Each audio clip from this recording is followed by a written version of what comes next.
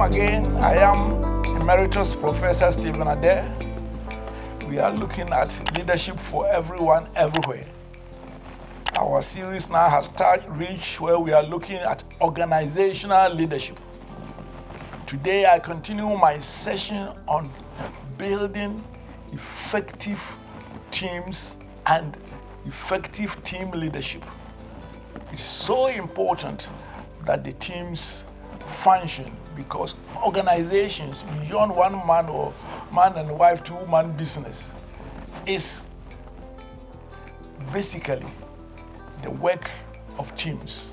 We give them different names, departments, units, whatever it is. Even at the top, the CEO has his inner circle of department heads.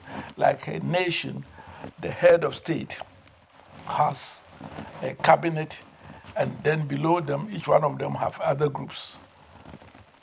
Let me now talk about the importance where we left the other day, the need for you as a team leader to build trust. Because it is important for any team to be collaborative. In other words, work together. And members should feel comfortable sharing their ideas, taking risks, and encouraging interdependence, as well as mutually supporting one another. However, where there are suspicions, where there are conflicts, you are not likely to achieve that.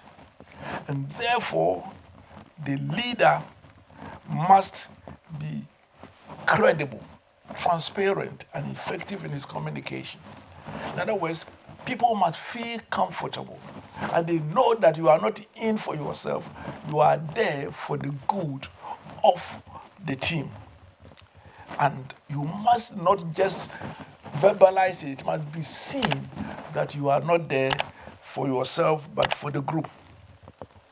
And that each member is important and going to contribute to it, aligning their skills and the strengths, as I mentioned yesterday, the last time we met.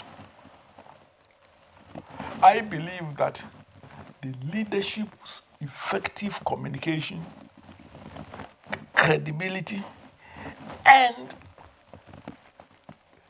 the reciprocal trust of the team members are indispensable for effective performing teams.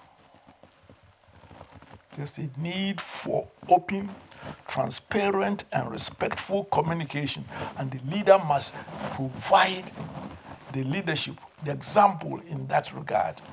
Not the one who shouts that people and wants to bully and the rest. You need to be effective in your communication. You must be an active listener, willing to listen to each other's views. I must confess, as a leader, that is my difficulty, to wait for everybody to speak before. So these days, to just pinch myself, I say that as a chairman, as the leader, I will speak last, actually. They think that is, I'm just reminding myself, Stephen, your tendency of coming out too quickly is not good for the team. And that's my way of almost pinching myself about it. Active listening and allowing people the opportunity for feedback.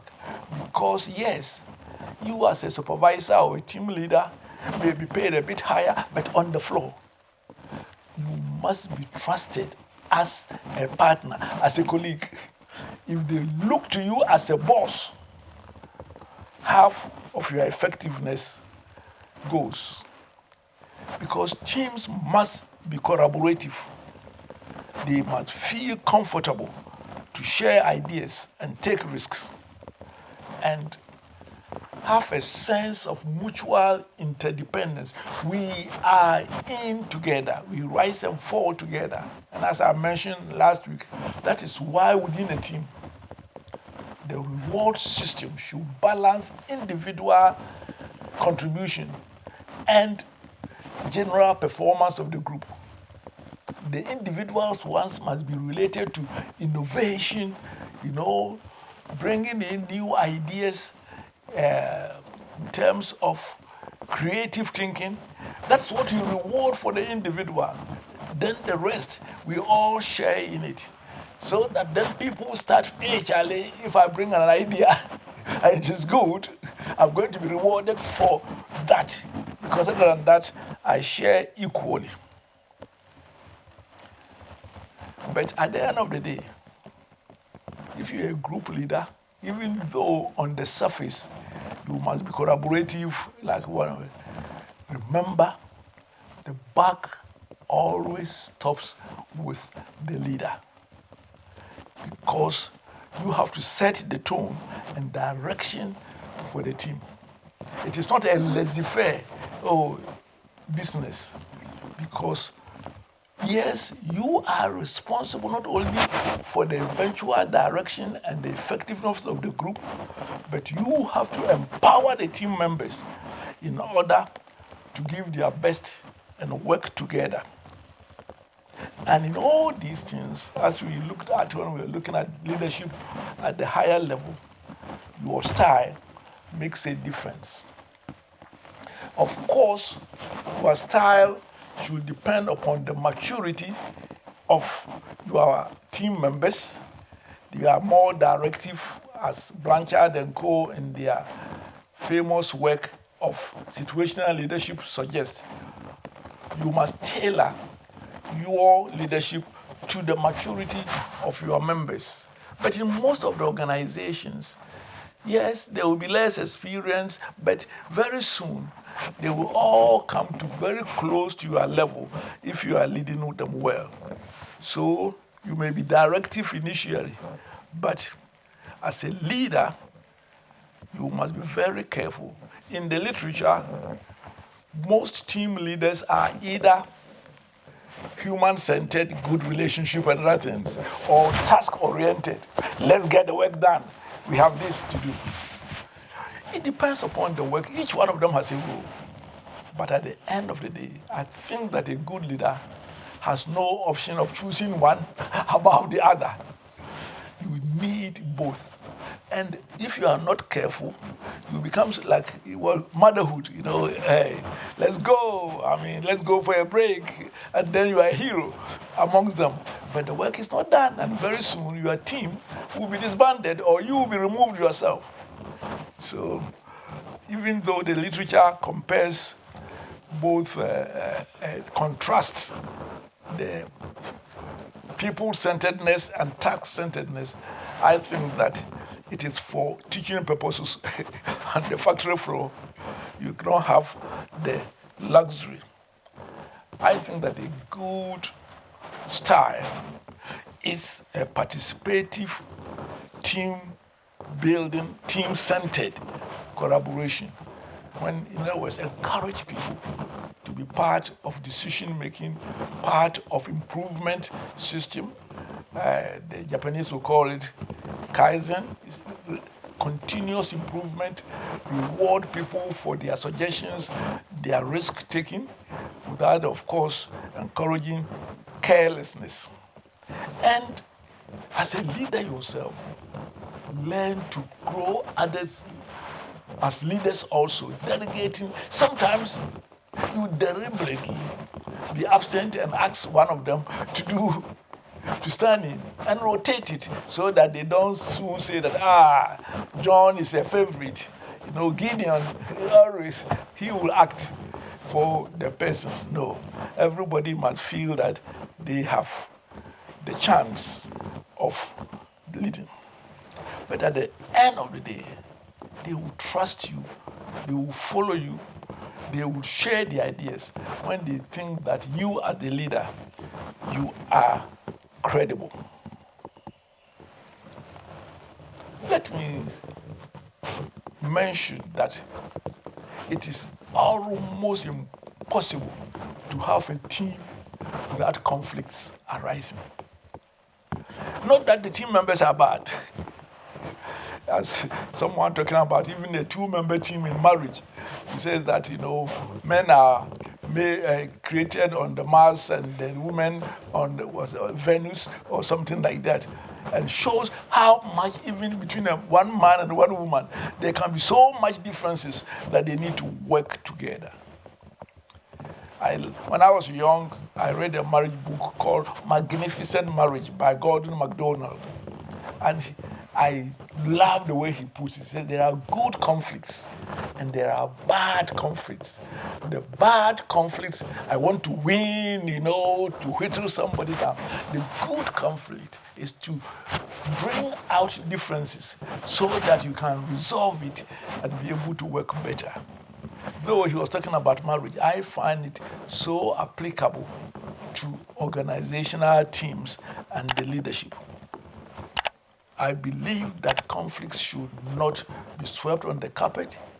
People should be able to face their conflicts with the leader moderating that conflict resolution does not become, Mike Tyson and Holyfield boxing bout, and eventually celebrating a win-win resolution so that there will be mutual and beneficial resolution, focusing on interests, not positions, and how the team can work better. And in that regard, the team leader is always an important one. Earlier, I had mentioned the fact that we must always balance individual needs, according to Stephen Adei of Britain, not Stephen Adei of Ghana. The individual's needs for growth, for self-actualization, for development, we must not lose sight of. And the good leaders, team leaders, are people who go the extra mile to know their team members. Because you are dealing with about 10 people. You can ask them about their family, their children's education, where they spend their holidays, not in an inquisitive way for you. You will share how you spend your holidays.